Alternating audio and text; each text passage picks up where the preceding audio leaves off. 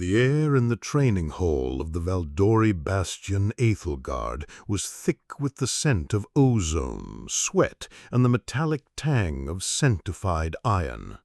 It was a cathedral of violence, its vaulted ceilings echoing with the grunts and heavy footfalls of warriors born for war.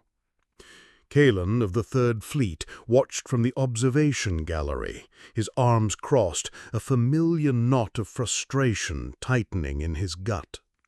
Down below, the pride of the Valdor, champion Urkan, was toying with the human. Urkan was a monument of flesh and scarred honor, standing 3 meters tall with hide like granite. His opponent, the human commander Kaelen Maddox, looked like a child in comparison. Maddox was lean, his movements economical and precise within the confines of his lightweight charcoal-gray combat suit.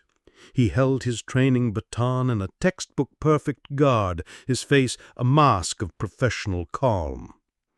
"Come now, human," Urkan's voice boomed, a gravelly laugh rumbling in his broad chest.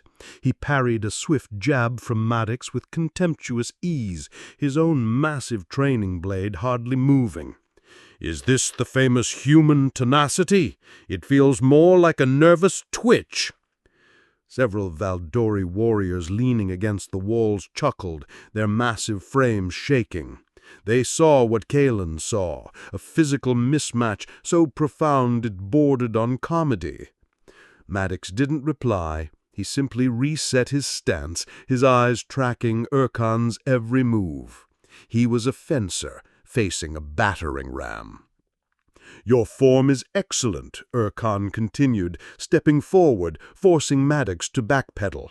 "I am sure on a holographic display you win many victories, but here in the real world, muscle moves metal, bone breaks bone. What does a human have?" He swung his blade in a lazy arc. Maddox's kinetic dampeners flared, absorbing most of the blow, but the sheer force still sent him stumbling back 2 steps. Kaelen sighed. This was the core of Valdori philosophy. Might makes right, and size is the ultimate measure of might. It was a doctrine that had carved an empire, but Kaelen, a strategist disgraced for his pragmatism, saw only its limitations. He saw wasted energy, predictable patterns, and an arrogance that bordered on blindness. Across the gallery, Dr. Ilara Vance was also watching, though her interest was entirely different. She stood next to her father, Ambassador Elias Vance, a small, intricate scanner in her hand. She wasn't watching the fight. She was analyzing it. "Fascinating," she murmured, her eyes on a data stream projected onto her retina. "The Valdori muscle structure generates triple the kinetic output of a baseline human, but their recovery time between major exertions is 18% slower. Their reliance on overwhelming force creates predictable metabolic spikes." Her father smiled gently. "Find a weakness in everything, don't you, Ilara?" "One must always understand the pattern in the weave, father," she replied, her focus absolute. Down on the floor, Urkan decided he was bored. With a roar, he charged. He didn't use technique. He was a freight train of muscle and armor. Maddox sidestepped the initial lunge, attempting a disabling strike at the Valdori's knee joint. But Urkan was surprisingly fast for his size. He spun, his arm catching Maddox in the chest and sending the Valdorian commander flying. Maddox landed hard, his suit sparking, the match's termination alarm blaring. Urkan stood over him, chest puffed out in victory. He offered a hand to the downed human. "A good effort, Commander. You lasted longer than the last diplomat we had in here. Now, come, let us drink. You fight like a pup, but perhaps you can hold your liquor like a warrior." Maddox took the hand and was pulled to his feet. "My thanks for the lesson, champion," he said, his voice even, betraying no hint of humiliation. "Your strength is impressive." Kaelen saw the look in Maddox's eyes, though. It wasn't shame, it was analysis. The human hadn't been fighting to win. He had been gathering data. And that, Kaelen thought with a chill, was far more dangerous than any display of pride. The shift from choreographed violence to genuine chaos was instantaneous. One moment, the station was operating on its typical rhythm of disciplined patrols and clanging maintenance drones. The next, alarms shrieked across the decks. "Intrusion! Deck Gamma! Civilian Docking Bay 4!" A voice barked over the station's comms. Kaelen was already moving towards the command center, his mind racing. Gamma Deck was where the human vessel, the Shepherd, was docked. It was a soft zone, a nexus of trade and civilian traffic, a perfect target for a lightning raid. On the main holographic display, red icons swarmed a single point: the Scorned. Their energy signatures were unmistakable, messy, chaotic, jury-rigged tech powered by stolen reactors. But their attack vector was anything but messy. It was a surgical strike. "They've bypassed the outer perimeter," a tactical officer shouted. "They're using some kind of localized disruptor field." Down on Deck Gamma, hell had been unleashed. The Scorned were brutal and efficient. They were a motley collection of species, outcasts and pirates bound by a shared love for violence. They fired indiscriminately into the panicked crowds, their primary goal to create chaos, while a specialized team moved towards their objective. The Valdor Guards, brave and honorable to a fault, formed a shield wall, a classic but predictable defensive maneuver. The Scorned answered with chemical grenades. A thick yellow gas flooded the corridor, causing the Valdori warriors to choke, their advanced armor filtration systems struggling against the unknown agent. Amid the screaming and explosions, the human delegation was caught in the open. Ambassador Vance and his daughter were being hustled toward safety by Commander Maddox and his 2 aides. Then Kaelen saw it on a security feed. A squad of Scorned, larger and better equipped than the others, ignored the chaos. They moved with a chilling purpose, their eyes fixed on one target: Dr. Ilara Vance. Orcan, who had been nearby, saw it too. Roaring with righteous fury, the Valdori champion charged, his honor demanding he protect the weaker guests on his station.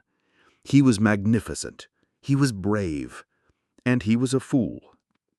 One of the Scorned raiders simply turned, raised a wicked-looking rifle, and fired a single green-black dart. It struck Orcan in a gap in his armor at the neck. The giant warrior stopped dead, a look of confusion on his face. He shuddered, a low groan escaping his lips as his skin began to discolor, dark veins pulsing beneath the surface. He crashed to the floor, convulsing in silent agony. In that split second of distraction, the Scorned were on their target. They grabbed Ilara. She fought back, a small device in her hand, hissing as she tried to use it, but she was overwhelmed. They slapped a suppressor cuff on her and began dragging her away. Kaelen watched, helpless, as the Scorned squad retreated, their mission accomplished. As they pulled Ilara and her medical kit through a breached section of the hull, he noticed something odd. For a fraction of a second, a faint, shimmering haze, almost like heat haze, seemed to vent from the medical kit she was forced to drop. Then it was gone, lost in the smoke and chaos. The Scorned vanished as quickly as they had appeared, leaving behind a trail of death, wounded Valdor, and a silence more terrifying than the noise it replaced. The Scorned vanished as quickly as they had appeared, leaving behind a trail of death, wounded Valdor, and a silence more terrifying than the noise it replaced. The briefing room of the Atelguard was a tomb of bruised pride. The Valdori High Commander, a grizzled veteran named Lord Marshal Bohr, stared at the tactical map, his face a thundercloud. Humiliation was a poison the Valdor did not tolerate well. "They struck at our heart and stole a guest from under our protection," Bohr growled, slamming a fist on the table. "This insult will be answered in blood. We will hunt them down and burn their miserable asteroids to slag." Ambassador Vance stood before them, a picture of quiet grief. Commander Maddox was at his side, his face unreadable. Kaelen is also present, his earlier disgrace temporarily forgotten in the face of the crisis. He watched the ambassador. The man's posture was of sorrow, but his stillness was absolute. It was the stillness of a predator, not a victim. "We appreciate your commitment, Lord Marshal," Vance said, his voice soft. "Dr. Vance is a citizen of the United Nations of Earth. Her safe return is our highest priority." Bohr waved a dismissive hand. "Of course, we will recover your scientist. This is a Valdori matter now. Your contribution is noted, but not required. Stand down and let true warriors handle this." That was the final mistake. The shift was almost imperceptible, but to Kaelen's analytical eyes, it was a seismic event. The soft, diplomatic mask on Elias Vance didn't just drop, it evaporated. The warmth in his eyes vanished, replaced by a cold, dead emptiness that chilled Kaelen to the bone. The muscles in his jaw were so tight they looked like cables. He ignored the Lord Marshal and spoke into the air. His voice no longer that of a diplomat, but of something far, far more older and dangerous. "Vance to UNS High Command." The air crackled. The secure Valdori comms system, which should have blocked any unauthorized outgoing transmission, did nothing. "Asset Prometheus has been compromised. I repeat, Prometheus is lost. The Shepherd's mandate is hereby revoked." A calm, synthetic female voice responded, audible to everyone in the room. "Understood, Ambassador Vance. Awaiting directive." Vance lifted his head, and for the first time he looked directly at the stunned Lord Marshal Bohr. There was no grief in his eyes now, only judgment.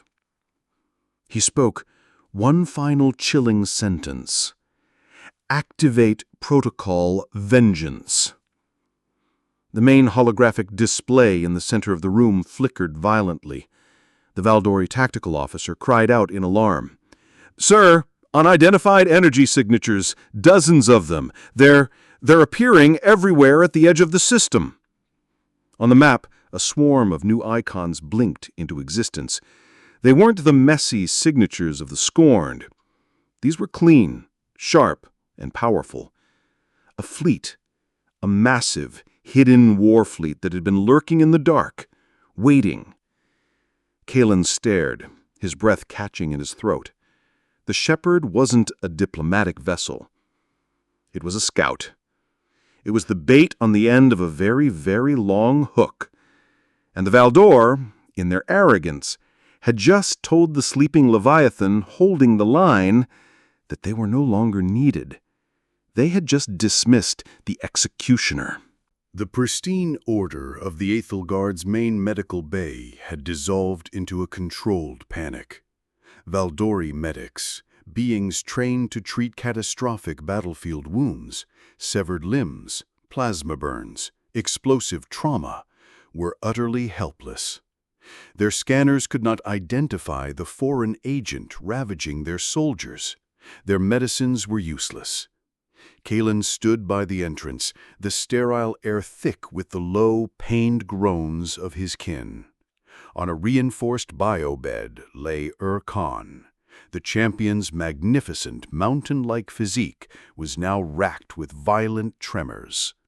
Dark, spider-web-like veins pulsed across his gray skin, and his breath came in ragged, agonizing gasps.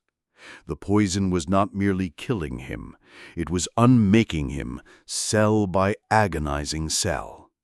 He, the pinnacle of Valdori's strength, was being dismantled from the inside out by an enemy he could not see or fight. Lord Marshal Boar was there, his face a mask of fury and impotence. He watched his finest warrior die a slow, dishonorable death, and there was nothing his fleets, his armies, or his entire empire could do about it. The Scorned had not only stolen a human and embarrassed his command, they had left behind a plague his people had no answer for. "Report!" Boar bellowed at a cowering medic. "No change, Lord Marshal. The agent is... It's like nothing we've ever encountered. It's not a simple neurotoxin. It rewrites cellular structure.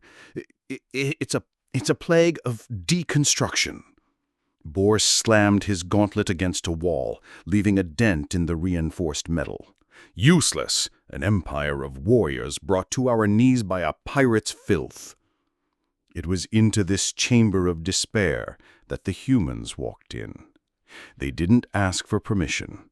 A squad of 4, clad in stark white environmental suits with black visors, moved with a silent, unnerving grace. Commander Kaelen Maddox led them. He wasn't wearing a helmet, and his calm expression was a stark contrast to the panic in the room. "This section is now under human quarantine. My medical team will take over treatment of all afflicted personnel. Please stand aside." Boar turned, his eyes blazing. "By what authority, human? You are guests on my station." Maddox didn't even flinch. "By the authority of the fact that my people have a solution, and you do not. You are watching your soldiers die, Lord Marshal. I am offering to save them. The choice is yours, but you have very little time." Boar stared, his pride warring with the desperate reality before him. He looked at Urkon's shuddering form, then back at the human's unwavering gaze. Defeated, he gave a sharp, angry nod. "Do what you must." As the human team moved in with their strange, quiet equipment, Kaelen approached Maddox. "How?" Kaelen asked, his voice low. "How can you have an antidote for a weapon you've never seen?" Maddox looked at him, and Kaelen saw a flicker of something that wasn't quite pity, but a weary kind of sadness. That's the mistake everyone makes. You assume we're reacting to the Scorn's weapon. We're not. Kaelen watched, mesmerized, as the human medical team worked. They were a study in efficiency. One administered an injection to Urkon. Another began connecting a small, silvery device to the station's atmospheric controls. "The Scorned didn't shoot your champion with their own poison," Maddox continued, his eyes fixed on his team's progress. "They're savages. Their weapons are crude. What is killing your men is far more advanced. It's ours." Kaelen stared at him, confused. "Yours? You poisoned my people?" "No. A security protocol did," Maddox corrected him. "Dr. Vance is one of our most brilliant minds. Her research is priceless, and therefore dangerous. Every piece of equipment she carries, especially her personal medical kit, is fitted with a scorched earth protocol. If it's forcibly taken from her, it vents its most volatile contents as a defense mechanism." The full, horrifying truth began to dawn on Kaelen. The haze from the kit. A custom-engineered retrovirus, designed to Alara to deconstruct alien cellular biology for analysis, harmless when contained, a biological nightmare when released. It was never meant to be a weapon, but the Scorned turned it into one when they laid hands on her. "So, you have the antidote," Kaelen stated, a sliver of hope returning. Maddox gave a slight shake of his head. "Not just an antidote. That would be inefficient." He nodded towards the medic injecting Urkon. What we are injecting is a swarm of hunter-killer nanites. They are programmed with a single purpose, to seek out and neutralize that specific retrovirus.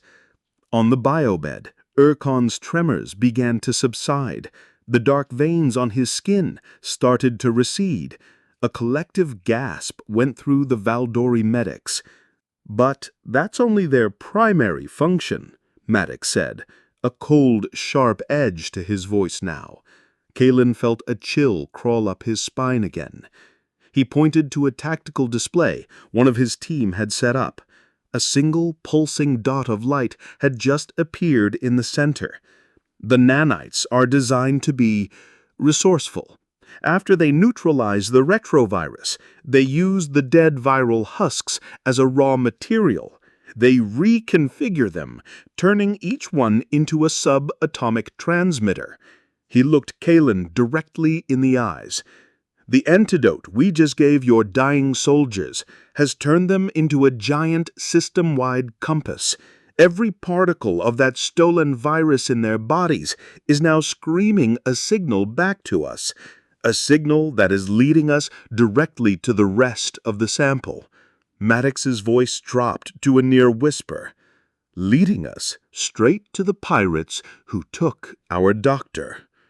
Your men will live, Commander Kaelen, and in doing so, they have given us the enemy's exact location." Kaelen felt breathless. He was witnessing a level of strategic thinking that was almost godlike. The humans didn't just solve problems. They turned the problem itself into the weapon that solved other problems. They had turned a plague into a tracking device. The bridge of the UNS Vengeance was silent, a stark contrast to the chaotic Valdori command center. Here, there was no shouting, only the low hum of a perfectly tuned war machine. The crew moved with quiet purpose, their faces illuminated by the soft glow of their consoles. Kaelen stood near the back, an observer in a world he was only beginning to understand. Ambassador Vance stood at the central command console, a statue carved from ice, watching the tactical display where the signal from the nanites painted a clear, unwavering path towards a rogue moon in the system's outer asteroid belt. "We have them," Commander Maddox reported, his voice crisp. "Scorned fortress, hidden inside a geothermal vent. Heavy shielding, but nothing we can't reach." Vance simply nodded, his eyes never leaving the display. Then a priority channel override flashed on the main screen. It was an incoming transmission from the scorned fortress. "Put it through," Vance commanded, his voice devoid of all emotion. The screen flickered, and the snarling, scarred face of Warlord Krill filled the view. He was laughing. "I see your little trick worked, human. Clever. But cleverness won't save her." The view shifted. Behind Krill, Dr. Ilara Vance was strapped to a metal chair. She was bruised, her lab coat torn, but her eyes, though full of pain, burned with a defiant fire. Krill backhanded her across the face, a casual act of brutality that made Kaelen flinch. "I hear this one is special to you, Ambassador. Your daughter, isn't she? She has her father's spirit. She doesn't break easily." He produced a long, wicked-looking knife and drew a thin red line on Ilara's cheek. She gasped, but did not scream. "But everything breaks, eventually," Krill continued, his eyes gleaming with sadistic pleasure. "I will send her back to you, Ambassador, piece by piece, unless you turn your fleet around and disappear. You have 1 hour to decide." The transmission cut out, leaving Ilara's pained, defiant face burned into the memory of everyone on the bridge. The silence that followed was absolute. Kaelen watched Ambassador Vance. The man hadn't moved. He hadn't flinched. His expression had not changed. But Kaelen saw his hand, which was resting on the command console. The knuckles were white, and the advanced composite material of the console was starting to crack and splinter under the pressure of his grip. "Commander Maddox," Vance said, his voice terrifyingly calm. "Ignore his demands." "Sir?" "Take us in. No quarter, no mercy. I don't want his fortress destroyed. I want it taken. I want him alive." He finally lifted his head, and his eyes were black holes of pure, focused hatred. "He made this personal. I will make his end legendary." The assault on Krill's fortress was a descent into a mechanical, geothermal hell. The very rock seemed to hum with malevolent energy. Superheated steam hissed from unseen fissures, creating blinding clouds that could cook a man in his armor. The Valdor contingent, true to their nature, attempted a frontal assault on the main garrison chamber. It was a glorious, suicidal charge. They were met with a wall of plasma fire from automated turrets nested in the ceiling. The corridor became a kill box. Kaelen watched on his tactical feed as the icons of his kin flickered and died. Khan, bellowing in rage, used his own body as a shield, his heavy armor glowing cherry red as he absorbed shots that would have vaporized smaller beings. But even he was forced back, his advance halted. "They're pinned!" the Valdor comms channel screamed with panicked voices. "The turrets are entrenched! We can't advance!" Commander Maddox's voice cut through the chaos, cold and clear. "Reaper 2, flank 3. Reaper 4, cover." He made no attempt to charge the kill box. He treated it not as a wall to be broken, but as a lock to be picked. Kaelen followed Reaper 2's squad. They ignored the main corridor entirely, instead prying open a maintenance hatch the Valdor would have considered beneath them. The tunnel inside was cramped, hot, and filled with whirring machinery. As they moved, a plasma bolt from a hidden ceiling turret seared the air, catching one of the Reapers in the shoulder. The soldier fell to one knee with a sharp grunt, the composite plate of his armor slagged and molten. Kaelen instinctively moved to help him. "Are you all right?" The Reaper looked up, his face obscured by his black visor. A tense voice came through the comms, tight with pain. "Pain is a signal. It can be acknowledged and then ignored." He ripped the ruined plate off, revealing a nasty burn beneath. From a pouch on his belt, he produced a canister of biofoam, spraying it over the wound with a hiss. It hardened instantly into a gray, flexible seal. He then slammed a heavy-gauge stim injector into his thigh. His whole body tensed for a second, then relaxed. "I'm operational," he reported, rising to his feet. He was moving again before Kaelen could even process what he had seen. This was the human way. Not an absence of weakness, but a mastery over it. A Valdor would have been medically evacuated, his honor satisfied by the wound he received. The human just kept going. They emerged from the vents onto a catwalk directly over the turret controls. 2 scorned guards were eliminated with the quiet thwip of suppressed pistols before they could even turn around. The turrets fell silent.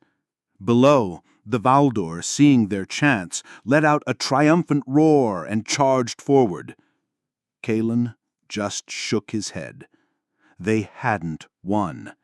They had simply been allowed to pass by a more intelligent predator. The inner sanctum was a vast cathedral-like cavern. In its center stood Krill's personal champion, a hulking brute encased in mismatched, cybernetically enhanced armor. It was the four-armed monster from the security feeds, and it wielded a massive, crackling power maul. Khan, seeing the monster that had nearly cost him his life and his honor, saw nothing else. With a roar that shook the very stones, he charged, "For the hegemony!" The fight was brutal. Khan was all righteous fury and raw power, his war axe swinging in mighty arcs. The cyber brute was a machine of relentless violence, its forearms a whirlwind of crushing blows. Sparks flew as their weapons clashed.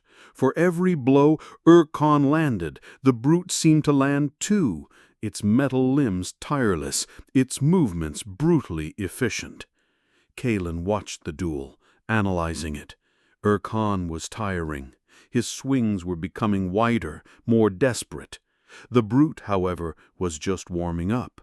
It parried a swing, grabbed Khan's axe arm with two of its own hands, and used the other two to deliver a devastating series of blows to the champion's helmet and chest. Khan's helmet cracked. He stumbled back, dazed, blood trickling from his mouth.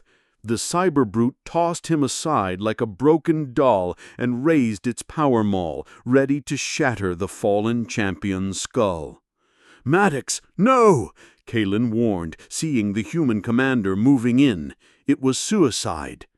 But Maddox wasn't charging. He was hunting. He activated a localized sonic pulse from his gauntlet, a high-frequency burst aimed at the brute's auditory sensors. The creature flinched, momentarily disoriented by the screeching noise only it could hear. In that half-second of distraction, Maddox was on it. He slid under the brute's clumsy swing, his vibro knife a silver blur. He didn't aim for the thick armor plate. He struck at the vulnerable, unarmored joints, the elbow, the shoulder, the back of the knee. He moved like a surgeon, severing power conduits and hydraulic cables with terrifying precision. The cyber brute froze, its maul still held high. It tried to move, but its limbs only sparked and hissed, refusing to obey. It was a titan neutered. Maddox calmly walked behind it and placed a small breaching charge on the back of its power core. He jogged back to the stunned Khan, pulling him to his feet just as the charge went off with a dull thump. The cyber brute crashed to the ground, a dead pile of metal and flesh. Maddox looked at the Valdori champion, who was staring at him with a newfound awe. "You fight with honor," Maddox said, his voice even. "We fight to win." He clapped Khan on the shoulder. "Now we're even. Let's go get my doctor." The heavy blast doors to the main laboratory slid open. The scene inside was exactly as Kirill had intended, a tableau of desperate power. He stood behind a barricade of overturned equipment, his arm wrapped around Dr. Alara Vance's throat. Her face was pale and bruised, but her eyes, when they met her father's, were filled with fire.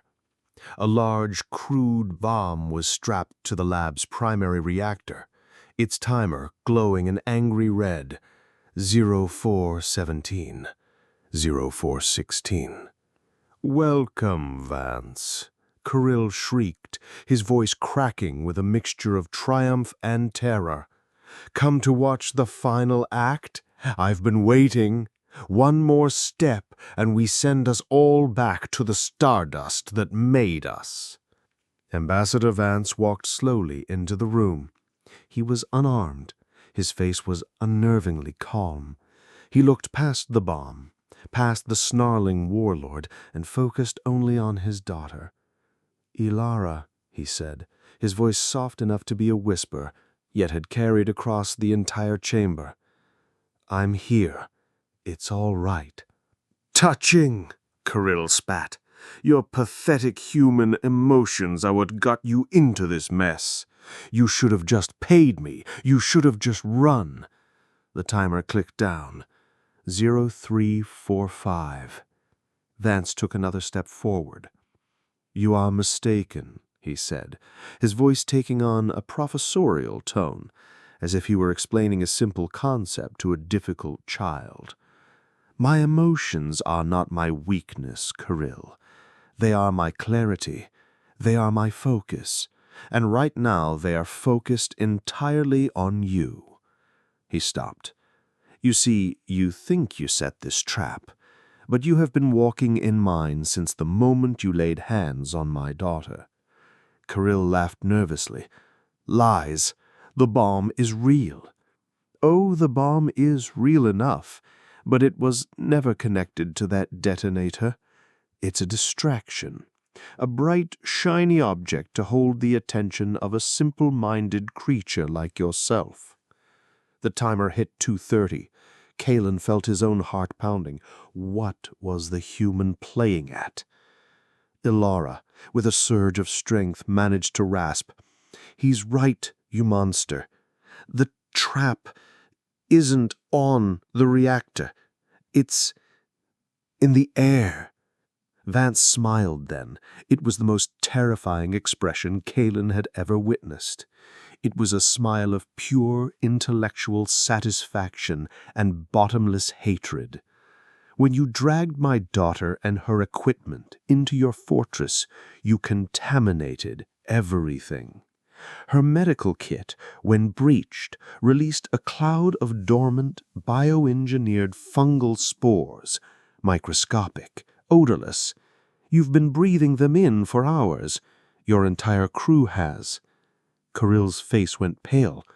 What are you talking about? They are a specific strain. My daughter, my Prometheus, designed them. They are keyed to a unique, complex protein sequence, harmless, until they are activated. And the activation key... Vance nodded to Maddox. The commander raised the small cylindrical device from before. He didn't press a button. He simply spoke a single word into it. Begin. The device emitted the same high-frequency, barely audible ping. Kael's coughing started immediately. It was a dry, hacking sound at first. Then it became wet, choked. He dropped the detonator, his hands flying to his own throat. He stumbled away from Ilara, his eyes wide with a new dawning, unimaginable terror. He looked at his hands. On the back of his knuckles, tiny, gray thread-like filaments were pushing their way through his skin. He clawed at his face and felt them sprouting from his tear ducts. He tried to scream, but the sound that came out was a liquid gurgle, as the fungus, now growing explosively in the warm, wet environment of his lungs, filled his throat. He fell to his knees, convulsing, his body becoming a horrific living garden of blooming gray death. It was not a quick end. He was conscious for every horrifying second of it. The Reapers moved in, securing a now unconscious Ilara and disarming the fake bomb with practiced ease. Vance walked past the twitching, dying form of the warlord as if he were stepping over a piece of trash. He knelt beside his daughter, stroking her hair, his touch infinitely gentle.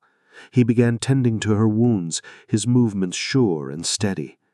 He looked up, and his gaze found Kaelen. The coldness was gone, replaced with a profound, weary sadness that seemed as deep as space itself.